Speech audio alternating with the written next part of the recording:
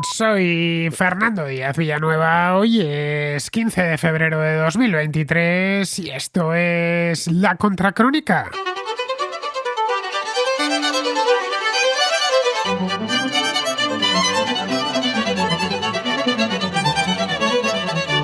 La presidenta de la República de Moldavia, Maya Sandu se llama, acusó este lunes a Rusia en una rueda de prensa de planear un golpe de Estado para derrocar al gobierno de su país.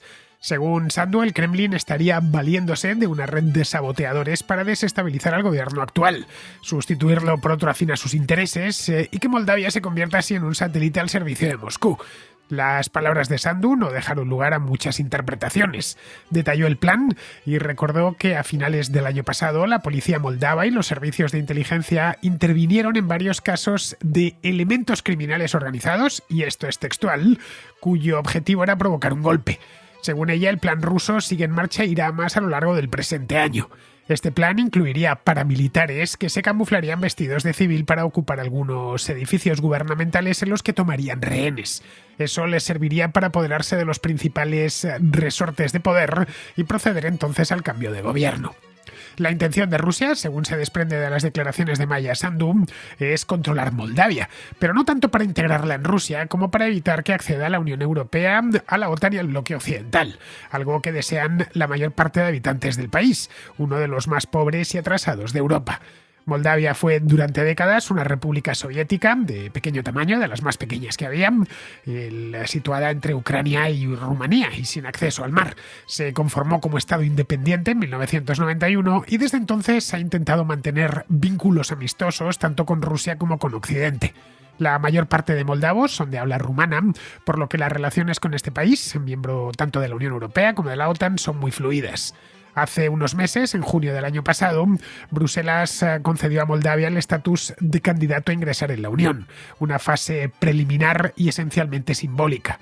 La economía moldava es muy pequeña, es muy débil y no está integrada con la comunitaria, pero el principal problema del país se encuentra en su frontera con Ucrania, donde desde la década de los 90 existe una república independiente llamada Transnistria, que está protegida por Rusia. Pero el drama de los moldavos no se queda ahí. Más allá de Transnistria está Ucrania, un país que desde hace casi un año trata de repeler una invasión rusa.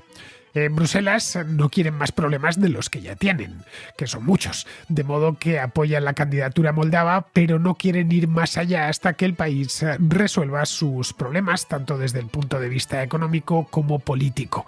Pero la situación se ha tornado tan volátil que este minúsculo país de Europa del Este ha adquirido un extraordinario valor estratégico. Si los rusos se hiciesen con su control, aparecería un nuevo punto de fricción entre Rusia y Occidente, ya que Moldavia comparte una larga frontera terrestre con Rumanía. Para colmo de males, la situación interna es extremadamente delicada. El país atraviesa una crisis económica muy severa, escasez de energía y las cosas en política no van mejor.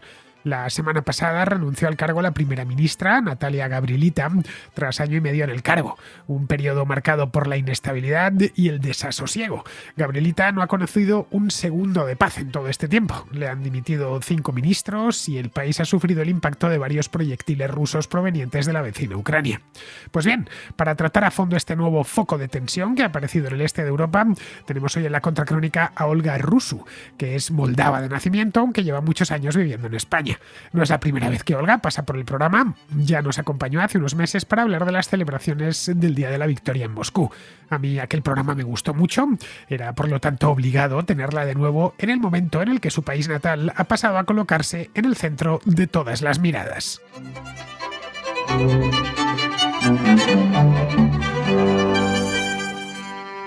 Tengo al otro lado de la línea telefónica a Olga. Olga, no, como os decía hace un momento, no es la primera vez que pasa por la Contracrónica. Estuvo con nosotros hace no un año, pero casi un año. Estuvo en mayo, principios de mayo del año pasado, hablándonos del Día de la Victoria en Moscú. Esto fue, tengo aquí el programa, aquel que hizo, un programa estupendo, el día 10 de mayo, exactamente. Espero que esta no sea, es la segunda vez que viene y espero que venga más veces, porque Olga, ya os lo dije en aquella ocasión, me parece una mujer inteligentísima. cultísima y con una cultura casi enciclopédica sobre infinidad de temas, pero claro, sobre su propio país pues sabe muchísimo. Un país que, Moldavia, que no es muy conocido por los españoles, mucho menos aún por el público hispano de América. Es un país pequeño, del tamaño de Bélgica, que está emparedado entre Rumanía y Ucrania. No tiene acceso al mar, aunque por poquito no llega al mar. Creo que pueden acceder al mar a través de un río, pero de manera muy indirecta. Y es independiente como prácticamente todas las antiguas repúblicas soviéticas desde hace poco más de 30 años. En todo este tiempo ha sido un ejemplo de lo que no había que hacer. Al igual que Letonia, Lituania o Estonia son un ejemplo de lo que había que hacer, el caso de Ucrania y Moldavia siempre se exponían como países no recomendables desde el punto de vista político y económico. Bien, pues los moldavos, que habían empezado a hacer algunas cosas bastante bien en los últimos años, se han encontrado ahora con un problema bien gordo. Un problema que les supera porque tienen al otro lado del río Dniester, que es el río con el que hace frontera con Ucrania, una guerra tremenda y que se monta sobre un problema anterior. Y es que Moldavia tiene una república rebelde llamada Transnistria que se independizó del país. Es una república, una miniatura, no tiene reconocimiento internacional, es nada, una franja de terreno alrededor del río Dniester y que está controlada de manera más o menos directa por Rusia. Así que nada, nadie mejor que Olga, desde luego, para hacerlo en nuestra lengua, para contarnos qué es exactamente lo que está pasando allí y qué es lo que puede llegar a pasar allí, porque en el caso de que Moldavia se desestabilice, los problemas no harían más que aumentar. Así que nada, muy buenas. Olga, ¿cómo estás? Hola, muy bien. Un Bueno, poco preocupada, pero bien. estás preocupado, pero el asunto es tan grave. Yo he leído las noticias y he estado informándome estos 2 últimos días a raíz de aquella rueda de prensa que dio la presidenta del país. Moldavia, por cierto, tiene todavía una presidenta, Maya Sandu, y tiene también, hasta que escojan y nombren al nuevo y tome posesión, el primer ministro tiene una primera ministra, que es Natalia Gabrilita. Es decir, es un país que tiene en los 2 principales cargos a 2 mujeres. Pues bien, yo oí la rueda de prensa y la verdad, más que preocuparme, me pareció sorprendente que nada menos que una presidenta de un país dijese de una manera tan cruda que el país vecino, es decir, que Rusia, trataba de dar un golpe de estado dentro. ¿Hasta qué punto eso puede ser cierto, Olga? Probablemente sea cierto. De hecho, Rusia siempre ha tenido interés en desestabilizar Moldavia, lo ha hecho desde el día 1 de la independencia de nuestro país, con lo cual no me sorprendería que fuera cierto. Lo ha hecho desde el momento en que se independizó, que es cuando apareció la crisis de Transnistria. Podría decirte incluso antes, desde 1917, cuando Moldavia es independiente por primera vez. Cuando durante la Revolución Rusa Moldavia declara su autonomía, luego su independencia, y luego vota a favor de unirse a Rumanía. Desde ese momento Rusia, digamos que no está muy contenta y hace todos los esfuerzos posibles para revertir de alguna manera esta situación, la pérdida de estos territorios que considera suyos, y nos hace varios regalitos envenenados a lo largo de la historia de Moldavia. Moldavia está sobre la antigua Besarabia. Ese era el nombre que tenía antiguamente. Y siempre fue, siempre, desde hace siglos es de habla rumana, no es de habla rusa. Besarabia es la parte del sur de esa región. Cubre, digamos, el sur de Moldavia y la parte de Ucrania ahora, que llega hasta el Mar Negro. La otra parte, el norte de lo que es ahora Moldavia, no se consideraba Besarabia, pero una vez que pasa a ser parte del Imperio Ruso en 1812, como consecuencia de una guerra ruso-turca, los rusos deciden llamar a esa región Besarabia. Pero la región era de habla rumana, que es como es en su mayor parte. Completamente. Totalmente. He mirado los datos ahora mismo y es el 82% de la población es de habla rumana. Cuando digo rumana, rumana. No es que exista el moldavo, aunque sí he visto que también utilizan el término moldavo para referirse a esa lengua, pero no hay diferencia. Tú, por ejemplo, eres rumano parlante de nacimiento. Sí, pero yo creo que la diferencia entre el moldavo y el rumano es la misma que hay entre el español y el mexicano. Es el mismo idioma, se habla de manera ligeramente diferente y el vocabulario es ligeramente diferente, pero un moldavo que pasa suficiente tiempo en Rumanía, un par de meses, es difícil distinguirlo de los rumanos. Tú, por ejemplo, puedes ver la televisión rumana y no necesitas intérprete. No, Y escuchar al nunca lo he presidente de necesitado. Rumanía y hablar con cualquier rumano. Luego, en esencia, es la misma lengua. La diferencia que hay Es el mismo idioma, sí. entre el español de España y el de México es de algunas palabras, algunos usos, pero hasta dentro de Correcto, de la propia España, como bien sabes, tenemos acentos muy distintos. No hay que irse a América. eso es. El castellano que se habla en Santander y el que se habla en Cádiz son castellanos con un acento muy significado en cada uno de los lugares. Yo, por ejemplo, hablo con acento castellano, ¿no? Pero donde vives tú, que es en Ujú. Andalucía, sabes que tienen un acento distinto al mío. Cierto, Más o pero menos, también usan el idioma de otra manera.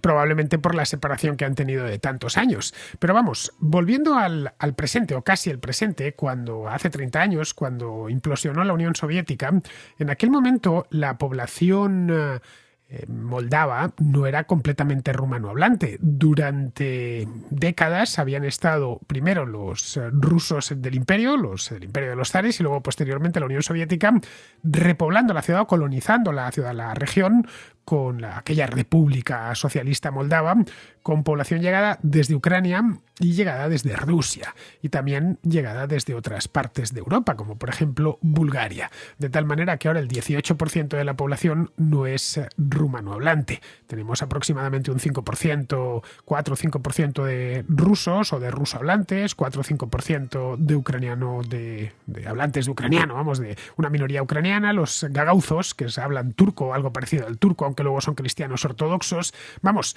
que esos regalos que os fueron haciendo los rusos, ¿tú crees que están en la base de la inestabilidad de Moldavia como república independiente?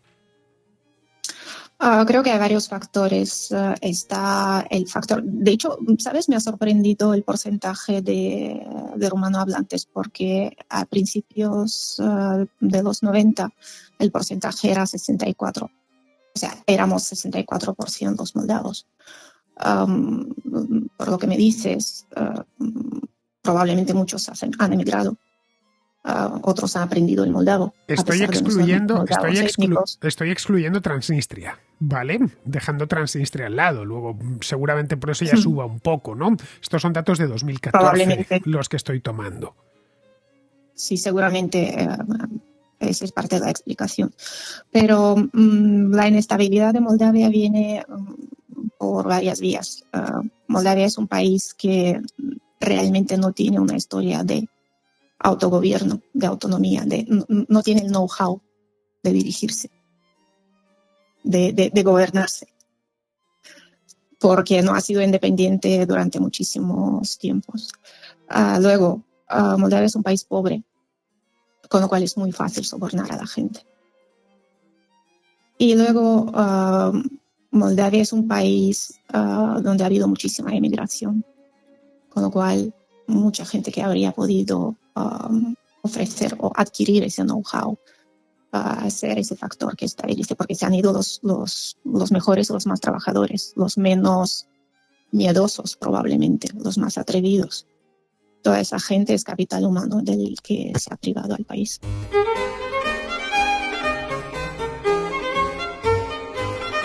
Una parte considerable de moldavos viven dentro de Rusia, emigraron a Rusia.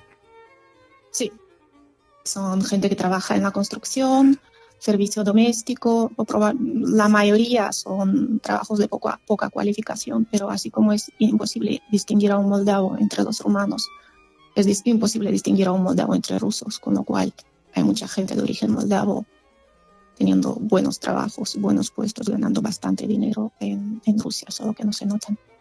Hay una cosa aquí que a mí me llama la atención. Ojo, yo lo veo desde la lejanísima España. La miel, todo lo que es ese espacio geográfico y cultural me es bastante ajeno porque no tengo familiares allí, ni estoy casado con una rusa o una moldava que me hubiese acercado a toda aquella realidad y por lo tanto lo miro pues a través de libros. Nunca he estado en Moldavia además de viaje, cosa que sí he estado en Rusia, por ejemplo, y sí lo he podido ver con mis propios ojos. También estuve en Ucrania hace muchos años, pero vamos, que es una cosa muy epidérmica. Mi conocimiento de la zona más allá del que he hecho pues hablando con gente del lugar y leyendo, pero ni siquiera en sus lenguas originales, sino a través de utilizando el inglés o el propio castellano.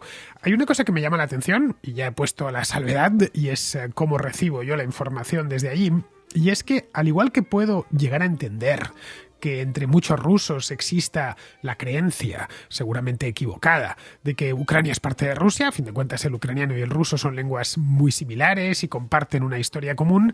No se da el mismo caso, por ejemplo, con Moldavia, por ejemplo, con Georgia. Estamos hablando de que los moldavos están mucho más cercanos, muchísimo más cercanos a los rumanos. De que no termino de entender por qué esta obsesión con asimilar Moldavia, cuando pertenece culturalmente a otro universo.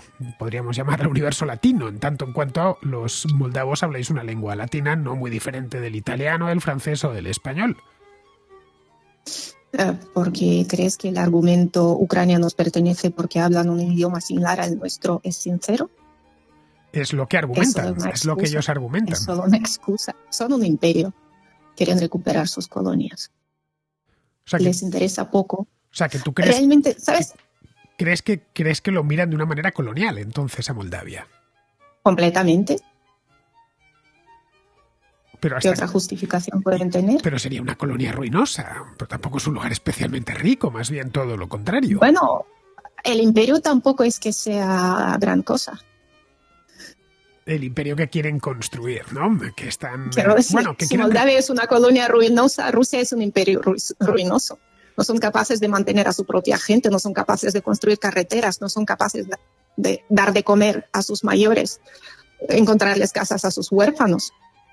Bueno. No tienen ningún respeto por la vida humana. Realmente todo lo que ocurre en el este de Europa, todo lo que ocurre en Moldavia, en Ucrania, en Lituania, en Letonia, Estonia, no es que somos anti-Rusia, somos anti su proyecto de país. No queremos ser carne de cañón, nunca más. No es porque no nos guste su cultura, no es porque no nos guste su idioma, porque no quisiéramos hablarlo. No queremos ser números.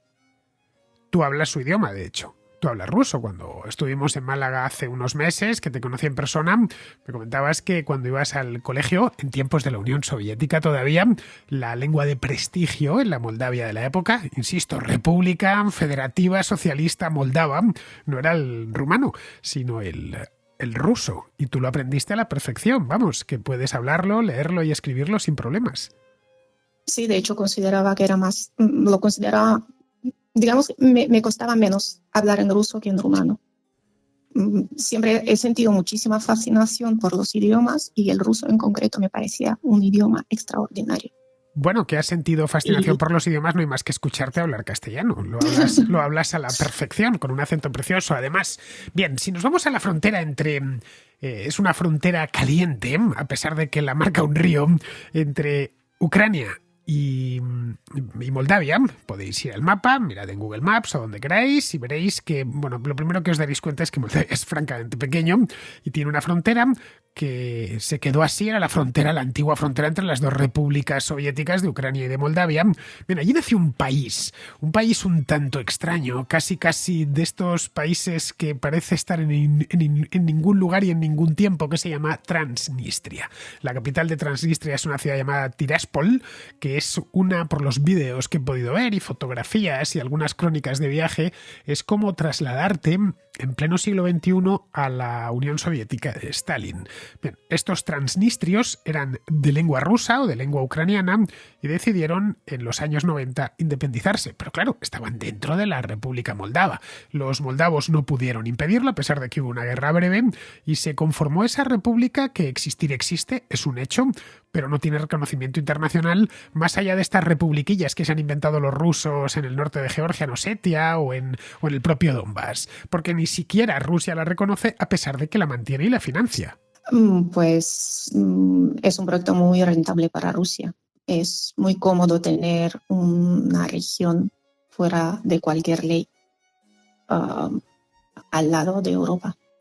Es un país que vive prácticamente. Pero eso ha debilitado continuamente a Moldavia, la República de Moldavia Independiente. Cierto. Sin duda.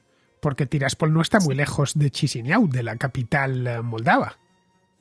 Este es otro de los factores que explica el fracaso económico de Moldavia y el fracaso de integración europea, probablemente. Porque cualquier proyecto de acercamiento a Europa no podía tener éxito mientras tenía una república separatista ahí, con sede de un ejército ruso, 1.500 personas, siempre dispuestos a cruzar el río. El río es el río Níster, que no es que sea un río excesivamente caudaloso, a ver, no es el río Don, ni tampoco el Danubio, pero sí lo suficiente como para que el ejército moldavo fuese incapaz. Bueno, de hecho lo intentó, pero entraron los rusos en acción en aquel momento y alejaron al ejército moldavo. Como el país es... Sinceramente no creo que lo intentaron demasiado. Es decir, no confías en que hubiese demasiada voluntad. En aquel momento estamos hablando pues de mediada la década bueno, la guerra de Transnistria fue en 1992, si mal no recuerdo, hace sí aproximadamente unos 30 años. Imaginemos si hoy Moldavia es pobre, no quiero ni pensar lo que sería en 1992. Tú seguramente lo recuerdes. ¿Cuál era la situación del país en aquel momento, recién obtenida la independencia? Recuerdo que cuando el líder de Transnistria declaró su independencia de Moldavia, el gobierno de Chisinau consiguió detenerlo y a las pocas horas lo liberó. No sé por qué, nadie lo sabe, pero lo liberaron. Por eso no creo que el ejército moldavo quería realmente cruzar el río, tenía intención de hacerlo. Creo que fue más mantener las posiciones y evitar que crucen el río ellos. La República de Transnistria es pequeña, tiene exactamente 4.000 kilómetros cuadrados. Eso, para que lo pongamos en estándares españoles, sería aproximadamente las provincias de Guipúzcoa y Vizcaya juntas. Creo que incluso un poquito menos es posible. Vamos, realmente poco, la mitad de la Comunidad de Madrid. Para que os hagáis una idea, sería eso, 4.000 kilómetros cuadrados y 350.000 habitantes. No parece demasiado, es decir, que tenga a todo el país en jaque un lugar tan pequeño, con tan poca población. Si el problema se ha enquistado de esta manera es porque no ha habido voluntad ninguna de resolverlo, no ya por parte de los transnistrios, sino por parte ni de la Unión Europea ni, por supuesto, del Kremlin. Es evidente que Transnistria no tenía ninguna voluntad de solucionarlo, pero el territorio no es importante. Es importante el 14º ejército ruso que está ahí y los intereses de Rusia que están ahí. En el caso de que, pongamos por caso, ya digo, no lo sabemos si esto sucederá o no sucederá, pero si lo que comentaba Maya Sandu el otro día es cierto, es decir, que están los rusos tratando de dar un golpe de Estado en Moldavia y lo consiguen finalmente, deponen al gobierno, bueno, de hecho la primera ministra ya ha dimitido, Natalia Gabrilita, pero deponen al gobierno de Sandu, rehacen por completo la república.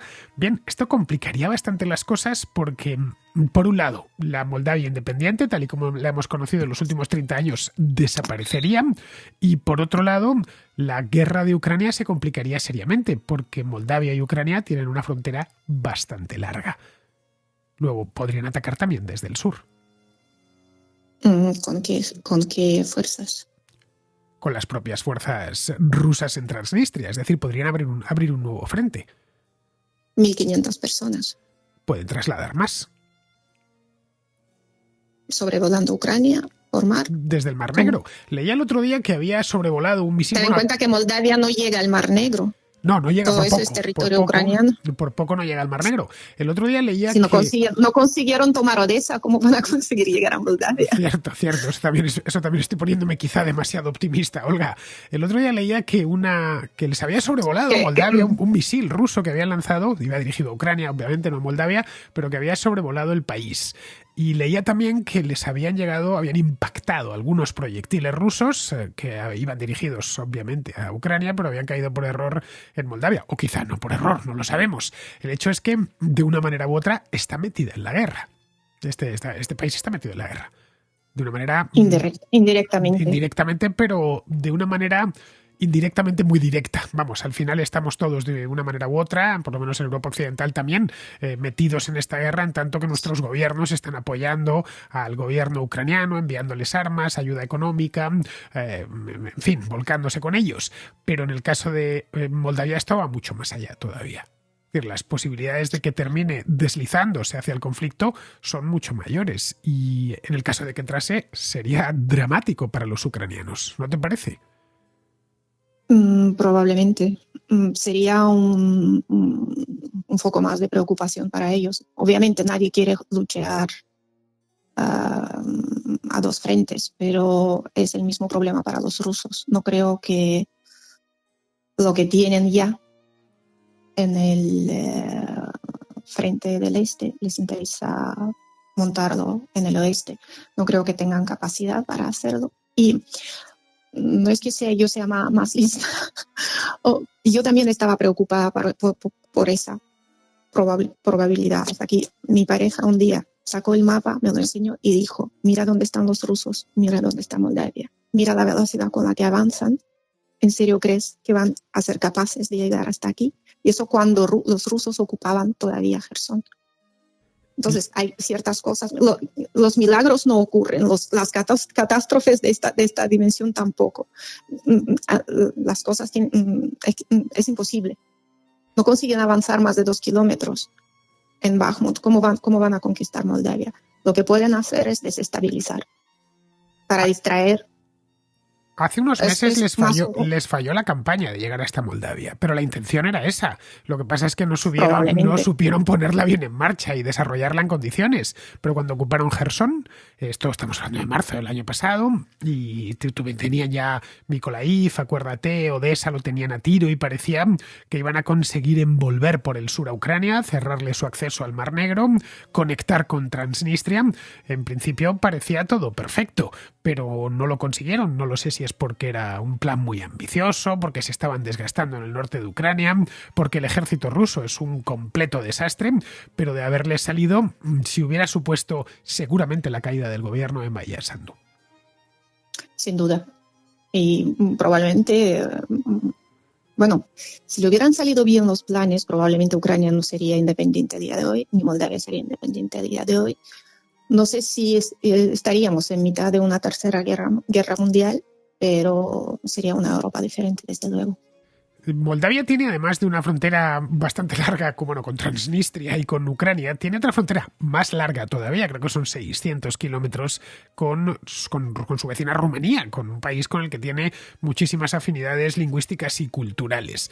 Pero no solo eso, es que Rumanía es un miembro de la Unión Europea, miembro de la OTAN, en fin, que estamos hablando ya de poner, en el caso de que se hiciesen con el país, la frontera en la misma OTAN y la frontera en la misma Unión Europea.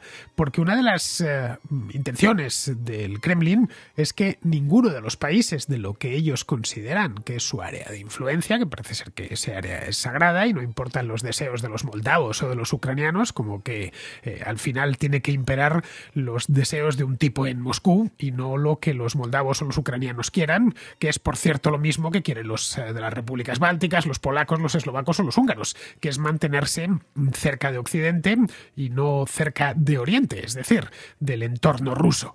En el caso de que llegasen hasta allí, supondría para la OTAN un problema de primera magnitud. Tener de pronto frontera, unos 600 kilómetros de frontera, casi directamente con el cuarto ejército ruso. Curiosamente, justo lo que Putin quería evitar, ¿no? Tener a OTAN en sus fronteras. Si su plan sale bien, tendrá precisamente esto, ¿no? Sí, además con una frontera bastante larga, ya digo. En el caso de que consiga hacerse con Ucrania será más larga todavía porque Ucrania es fronteriza con Hungría, con Eslovaquia y con Polonia. Aun con todas, la OTAN en sus fronteras ya la tiene. No olvidemos que Estonia y Letonia Exacto, son países correcto. fronterizos y la propia Lituania. Hace un tiempo, el año pasado, cuando empezó esto, hice unas mediciones. Ya sabes que Google Maps es una herramienta maravillosa que te permite tomar distancias que en tu vida podrías hacer. Y estuve midiendo distancias desde las repúblicas bálticas hasta Moscú, hasta San Petersburgo. Bueno, pues me di cuenta que la última ciudad de Estonia, que se llama Narva, es la misma frontera ya con Rusia, está a apenas 100 kilómetros de San Petersburgo. Es decir, lo que hay Sí. aproximadamente, pues no lo sé, pero para que nos dé Barcelona a la frontera francesa, más o menos, hay un poquito más, pero vamos, aproximadamente lo mismo. Y cuando ellos decían, no, es que nos han traído la frontera y nos la han pegado mucho. Sí, sí, pero es que os la pegaron en el año 2004, hace ¿cuánto? 19 años. Y emprendéis una guerra, o 18 años después emprendéis una guerra por un avance de la OTAN que se produjo hace 18 años. Es algo que no terminaba de encajar en el relato del Kremlin sobre esto. Es que habéis avanzado demasiado ya, pero es que avanzamos hace mucho tiempo. Y además No tiene por qué tener sentido. Sí, eso evidentemente Con es que así. sirva de excusa es suficiente.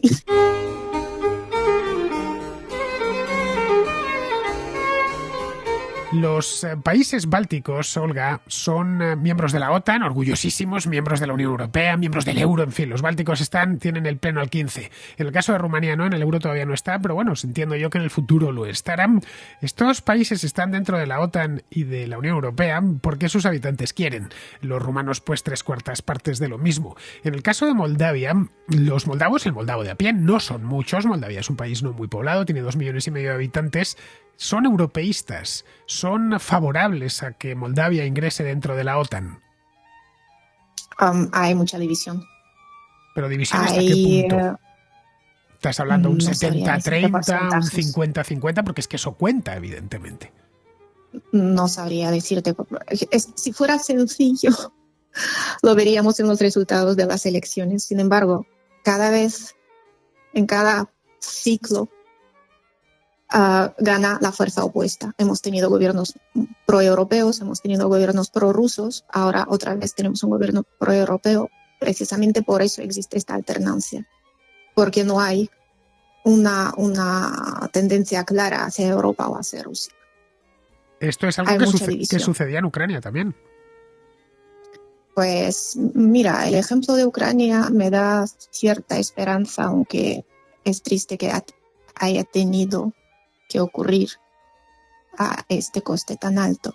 Pero el ejemplo de Ucrania me da esperanza porque en 2014, cuando empieza la guerra de Donbass, Ucrania no era capaz de defenderse y había mucha división. Bueno, ya menos probablemente, pero a día de hoy incluso los ucranianos de habla rusa, que probablemente han hablado ucraniano 4 veces en su vida antes de esto, son todos pro-ucranianos y defienden a su país. Algunos incluso con dificultades para hablar en ucraniano, porque no es su idioma, pero tienen claro que ellos son ucranianos y defienden a su país. ¿Un fenómeno Confío, parecido ha sucedido en Moldavia? Esa es una pregunta que yo creo que es No lo pertinente sé. hacérsela. No lo sé, no lo tengo claro. Mi contacto con el país es principalmente por redes sociales y lo que leo. Me cuesta hacerme una idea clara de cuál es la situación real. Las redes Pero sociales son informativas, ¿eh? Yo sigo muchos países a través de redes sociales, especialmente de Hispanoamérica. Pero no te ofrecen, hay que estar en la calle para sentir Sí, eso también es cuál cierto. es el... Eso también es cierto. Pero el moldavo de a pie, un moldavo promedio, cuando emigra, a pesar de que hay muchos moldavos en Rusia, el moldavo promedio es como tú. Se vino para Occidente, se fue a vivir a Italia, donde hay muchísimos, por cierto, a España, a Francia, al Reino Unido. Su lugar no hay más que echar un vistazo a los vuelos que salen del aeropuerto de Chisinau, que es la capital del país. La mayor parte salen hacia Occidente. Ya, porque a Rusia se va en tren. O sea, que ¿tú crees que hay más contacto entonces con Rusia? No lo sé. Hay mucha división, te digo. Por eso, precisamente por eso, no hay nunca un ganador claro en las elecciones. Porque hay muchísima división. El moldavo es una persona muy humilde, muy dispuesta a aprender de los demás, muy dispuesta a decir, a mí me ha ido mal, por algo será, probablemente tenga que aprender de los demás. Y aprende ahí donde va. Si ha ido a Rusia, aprende de los rusos. Si ha ido a Italia, aprende de los italianos. Y son muy buenos aprendiendo. Bueno, Muy, muy buenos. ahí te tenemos a ti, Olga, que viniste a España hace un montón de años y has aprendido tanto de los españoles que te has convertido en una de ellas, así sin darte cuenta. Y os puedo garantizar que Olga es muy española, ¿eh? Hasta los gustos, diría. Los gustos culinarios y demás pasa por completo por una local, pasa por una malagueña, ¿no? A pesar de que el acento no lo tiene propiamente de Málaga, pero en todo lo demás, en hábitos culturales y demás, es una malagueña. La verdad es que ser malagueño no es difícil, pues es una ciudad muy amable, ¿eh? Para cualquiera que vaya allí, convertirse en malagueño es una cosa sencilla. Pero bueno, otra pregunta que yo te quería hacer y que creo que algunos de los contraescuchas estarán haciendo es la siguiente. Si Moldavia es un país de habla rumana en un 80%, es decir, la mayor parte, y entiendo que será la lengua principal en la educación, en los medios de comunicación, en la calle incluso, y el país vecino, un país mucho más grande que Rumanía, más próspero dentro de la Unión Europea, también es de habla rumana. ¿Por qué no buscan algún tipo de federación entre ambos? Como, bueno, pues, antes de entrar en la Unión Europea, es decir, que busquen un acercamiento a Rumanía. Realmente es lo que me pregunto por qué no lo hacen ahora. Entiendo que todo es muy complicado en la política internacional, que hay muchísimas consideraciones, pero hay un porcentaje importante de moldavos que está a favor de esta solución. Es una opción de la que se habla desde los principios de los 90. Gran parte de la población moldava ha considerado esto como una posible opción. Incluso los de Transnistria lo consideran una posibilidad y justifican en parte su separatismo por eso. Moldavia se va a unir a Rumanía y ellos no quieren ser parte de ese país donde serían minoría. No, pero no estamos hablando de unirse, no estamos hablando, sino que Rumanía les sirva una federación de puerta de entrada, sí, que busquen algún tipo de acuerdos, ya sabes, infinidad de acuerdos, desde acuerdos de libre circulación, como lo que hay, por ejemplo, entre el Reino Unido e Irlanda. Libre circulación tienen. Libre circulación, o sea, que ahora libre mismo comercio tienen. Libre circulación entre Rumanía y Moldavia existe, algo parecido a Schengen. Sí. Rumanía no está en Schengen, no lo olvidemos, así que en este aspecto un moldavo para entrar en el resto de Schengen tendría que mostrar su documentación. No, Moldavia tiene libre circulación en Europa, puede viajar no necesita visado. Sí, pero no, los moldavos pueden viajar sin visado, eso está claro, pero no pueden quedarse a vivir en España, por ejemplo. Necesitan un permiso de residencia como cualquier extracomunitario. Sí. Bueno, supongo que en Rumanía también lo necesitarán, pero claro.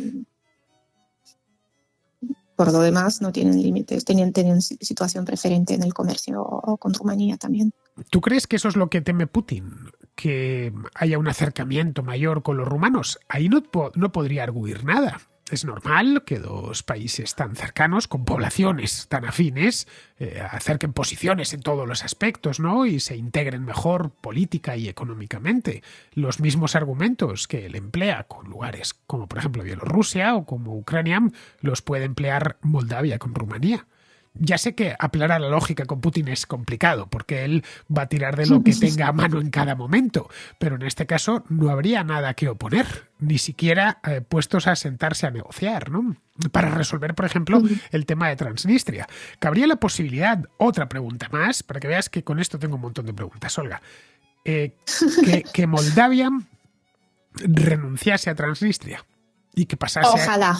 Que renunciase? Creo que sería lo más inteligente. Que les, entre comillas, les concediese. Yo creo que debería llegar a un acuerdo. No, creo que debería llegar a un acuerdo con Ucrania. Es territorio ucraniano, siempre lo ha sido, nunca ha sido moldavo. Siempre ha habido una minoría pequeña de habla rumana en esa zona, pero como la hay en otras zonas de Ucrania.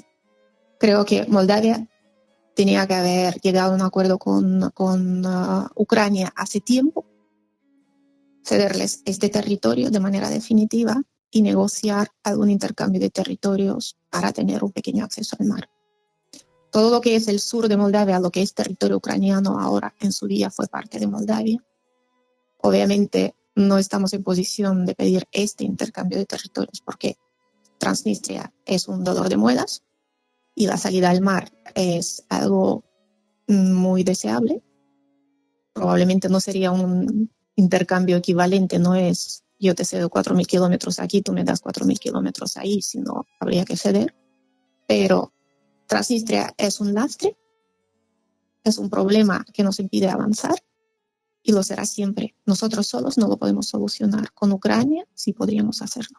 Con Ucrania, Ucrania ahora no está para negociar nada, como bien sabes, pero en el caso de que se... Después de 2014 era un buen momento para hacerlo, pero probablemente Moldavia no estaba en posición de intentar hacer estas soluciones.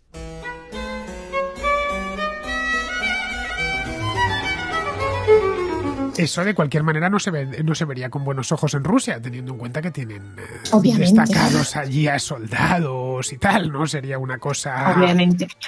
Además, Transnistria no es solo interesante para Rusia. Transnistria es interesante para Rusia en su calidad de Estado mafioso. Porque, como te decía antes, un territorio sin ley, muy cerca de Europa, muy cerca del Mar Negro, es muy, muy cómodo para cualquier persona que quiera dedicarse al tráfico de armas, al tráfico de drogas, a la trata de blancas. Todo esto es interesantísimo porque las leyes internacionales no funcionan, no hay leyes nacionales y no hay persona que no se pueda comprar en Transnistria. O sea, que con lo cual es cómodo. Es perfecto, para las élites económicas ucranianas es cómodo, para las élites económicas rusas es cómodo, para las élites económicas moldavas, a los corruptos me refiero, es cómodo. A nadie interesa solucionar esto. Gente con poder y dinero no quieren que este problema se solucione. Porque Bien, es muy cómodo. Pues entonces tardará mucho tiempo en solucionarse, que es lo que ha pasado hasta ahora. Tengo delante... Salvo una situación extraordinaria, una crisis extraordinaria, donde no funcionan las reglas de antes, que es lo que estamos viviendo en este momento. Podría ser una oportunidad. La guerra de Ucrania, si los ucranianos terminan ganándola y los rusos tienen que replegarse y Putin sale de escena, cosa que sería deseable porque la verdad la que ha armado es pues gordísima, con diferencia la más gorda en los últimos 30 años. Bien, tengo un mapa adelante. Tú supongo que sabrás dónde está el río Prut. Sí. El río Prut marca la frontera meridional de Moldavia. Bien, en el río Prut, lo que te decía antes de Google Maps, que te permite ver estas cosas que de otro modo jamás verías. Hay un puerto que se llama Portul Giurgielesti, que no sé lo que significará, pero ¿cómo se pronuncia, Olga? Giurgiulesti. Giurgiulest, bueno, pone una I al final, pero Giurgiulesti, que debe ser algo así como puerto de San Jorge o puerto de Jorge, por Giurgiu, que es Jorge en rumano. Ven, aquí veo que hay unos barcos atracados en unos muelles en la confluencia del Prut con uno de los brazos del Danubio. Ahí veo que hay unas instalaciones portuarias en el que se ve pues incluso una vía férrea, estas cosas que ponen en los puertos para que los muelles, algo de petróleo y tal. Bien, acceso al mar de una manera indirecta sí que tienen, como puedes ver aquí. Así que se podría solucionar el tema sin siquiera concesiones territoriales. Pero para esto haría falta que las élites moldavas asuman que lo de Transnistria es un problema enquistado que imposibilita que el país avance. Pues probablemente, pero eso requeriría también una especie de generosidad o de sentido de Estado, como se llama por aquí, por parte de las élites moldavas, porque las élites moldavas durante mucho tiempo se han dedicado principalmente a acumular capital. Otra cosa curiosa en Moldavia es lo rápido que cambian los políticos de primer nivel, porque después de un tiempo corto en la política, probablemente prefieren dedicarse a sus negocios. Porque estar en la política es solo un primer paso para acumular recursos. Bueno, esa es una de las maldiciones de todos los países postsoviéticos. Algo parecido sucedía en Ucrania, ¿eh? Eso es. No nos engañemos. Y lo podemos ver cómo se reproduce lo mismo en el Cáucaso. Es esa parte... El dinero es miedoso, no quiere inestabilidad. Por eso nadie va a hacer nada valiente. Probablemente nada iba a cambiar en aquella región de Europa, en aquella desdichada región de Europa, de no haber sido por la guerra de Ucrania. Pero esto, como decías antes, podría convertirse en toda una ventana de oportunidad. La guerra a Ucrania, quiero decir. Solo necesitamos a un hombre valiente o a una mujer.